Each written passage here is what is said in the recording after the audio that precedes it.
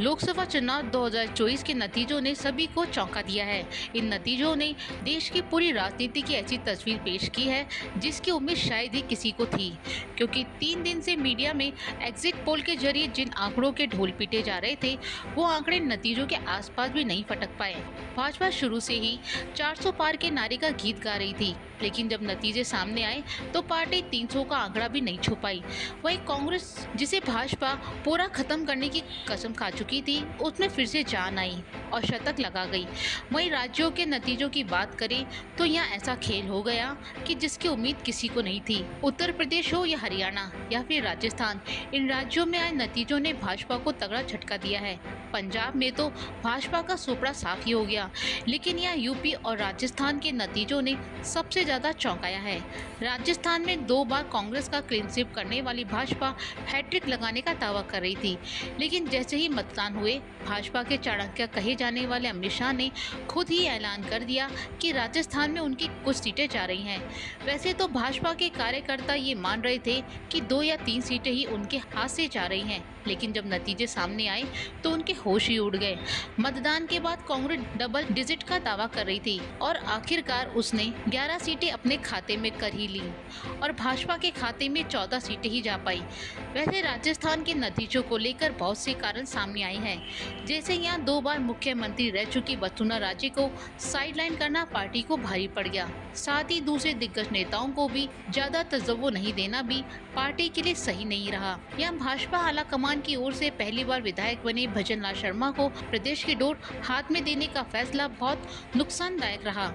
भजन लाल शर्मा का जादू तो उनके ही संसदीय क्षेत्र भरतपुर में नहीं चल पाया और यहाँ की भाजपा प्रत्याशी रामस्वरूप कौले कांग्रेस की संजना जाटव के सामने हार गए।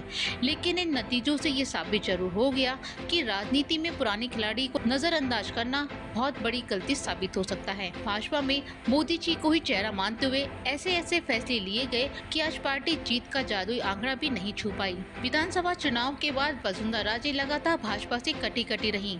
ऐसे में राजनीतिक जानकार भाजपा को हो रहे नुकसान के पीछे वसुंधरा राजे फैक्टर को भी मान रहे हैं। लेकिन यहाँ कांग्रेस की बात करें तो यहाँ पायलट की स्थिति ज्यादा मजबूत हो गई है।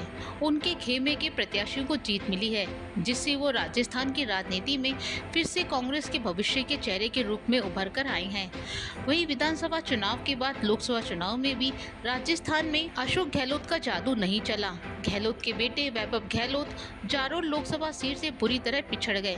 वैभव को हार का सामना करना पड़ा। अब यहाँ सवाल खड़े हो रहे हैं कि क्या गहलोत जी को, जो अभी तक राजस्थान में कांग्रेस की पूरी कमान अपने हाथ में लिए हुए थे, क्या उन्हें वही जिम्मेदारी फिर से मिलेगी या नहीं? क्योंकि अब जब कांग्रेस केंद्र में पावर में आने के करीब पहुंच चुकी है, तो यहाँ गहलोत को लेकर संभावनाओं का बाजार भी गर्म हो गया है। वैसे भाजपा केंद्र में भी कोई कम उथल पुथल नहीं है। भाजपा ने 239 सीटें हासिल की है और वो अपने साथी गठबंधन के साथ 291 तक पहुंच गई है।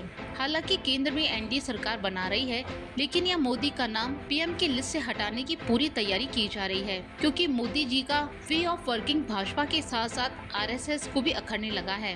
वैसे तो आरएसएस ने इन चुनावों में दूरी बना ली थी, लेकिन अब ये खबरें सामने आ रही हैं कि पार्टी के जीत के आंकड़े से दूर रहने पर पीएम के चेहरे को लेकर आरएसएस पूरी भूमिका निभा रहा है।